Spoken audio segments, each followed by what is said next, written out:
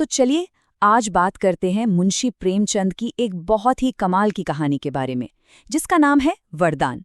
ये एक ऐसी कहानी है जो सीधे दिल को छूती है। इसमें प्यार है, त्याग है और सबसे बढ़कर एक माँ के विश्वास की वो अद्भुत शक्ति है। तो आइए इस कहानी की गहराई में उतरते हैं। देखिए, इस पूरी कहानी का जो सेंटर पॉइंट है ना, वो है एक माँ का विश्वास। एक ऐसा विश्वास जो टूट नहीं सकता। और यही वो चीज़ है जो इस पूरी कहानी को चलाती है। हर मुश्किल के सामने चट्टान की तरह खड़ी हो जाती है और हाँ, आखिर में हमें एक बहुत ही गहरा सबक सिखाती है। तो कहानी की शुरुआत होती है एक ऐसे गांव से जहां उम्मीद ने जैसे दम तोड़ दिया हो। जरा सोचिए, चारों तरफ अकाल का सन्नाटा है, महामारी का खौफ फैला हुआ है और इसी घने अंधेरे के बीच में हमें मिलती है हमारी कहानी की हीरो गौरा। यहाँ जरा देखिए, गौरा की जो पूरी दुनिया है ना, वो इन दो हिस्सों में बंटी हुई है। एक तरफ संकट ही संकट है, अकाल है, महामारी है, गरीबी है, मतलब अंधेरा ही अंधेरा। और दूसरी तरफ उम्मीद की बस एक छोटी सी किरण, उसका बेटा किसना। सच पूछिए तो बस वही उसके जीने की इकलौती वजह था। और फिर वही होता है जिसका डर किसी भी माँ को सबसे ज्यादा होता है। किसना बहुत बहुत बुरी तरह बीमार पड़ जाता है।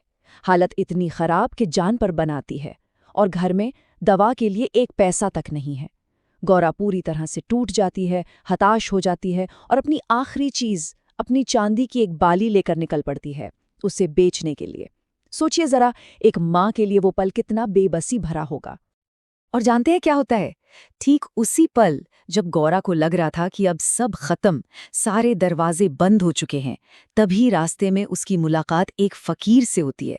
और बस यहीं से कहानी एक ऐसा मोड़ लेती है जिसकी किसी ने कल्पना भी नहीं की थी। अब ये बात बहुत ध्यान से सुनिएगा। उस फकीर ने गौरा को कोई दवा, कोई जड़ी बूटी नहीं दी, नहीं। उन्होंने गौरा को वो चीज दी जिसकी उसे उस वक्त सबसे ज्यादा जरूरत थी, और वो था विश्वास। फकीर के शब्द थे, तेरा बेटा जिएगा, ये मेरा वरदान है। लेकिन याद रखना, बच्चों की जिंदगी सिर्फ दवा से नहीं, माँ के विश्वास से चलती है। ये सिर्फ कुछ शब्द नहीं थे, ये एक बहुत बहुत गहरा मंत्र था। फकीर के इन शब्दों का असर किसी जादू जैसा हुआ। ऐसा लगा मानो गौरा के अंदर एक बुझा हुआ दिया फिर से जल उठा हो। वो एक नई उम्मीद, एक नई ताकत के साथ घर वापस आई और अपनी पूरी जान से, अपने पूरे विश्वास के साथ किसना की देखभाल में जुट गई। और फिर सच में एक चमत्कार हुआ।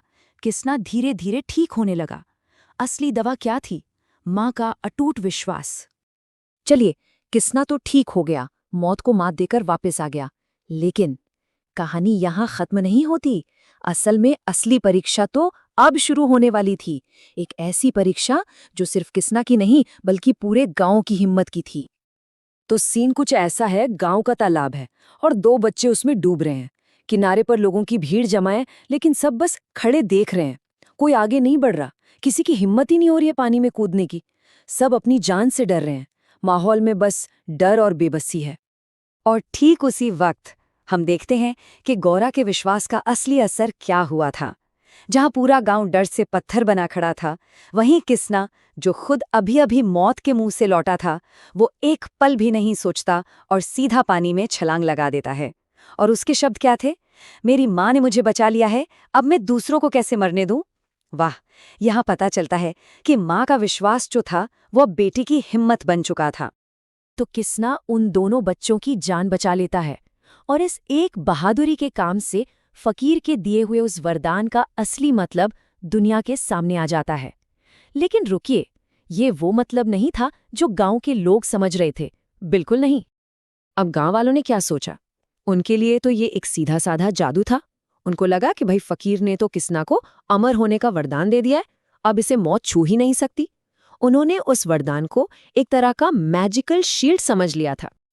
मगर सवाल ये है कि क्या सच में ऐसा था? क्या वरदान का मतलब सिर्फ इतना ही था कि कोई अमर हो जाए, या फिर इसका कोई और, इससे कहीं ज्यादा गहरा मतलब था जो लोगों की समझ से परे था? और आखिर में ये राज खुलता है गौरा के सामने। वो समझ जाती है कि फकीर ने किसना को हमेशा के लिए जीने का वरदान नहीं दिया था। नहीं, असली वरदान तो कुछ और था। वो वरदान था हिम्मत का, खुद पर विश्वास करने का और एक अच्छा इंसान बनने का। ये वो वरदान था जो किसी फकीर ने नहीं, बल्कि खुद गौरा के विश्वास ने, उसकी ममता ने अपने बेटे को दिया था। तो इस पूरी कहानी से हम क्या सीखते हैं?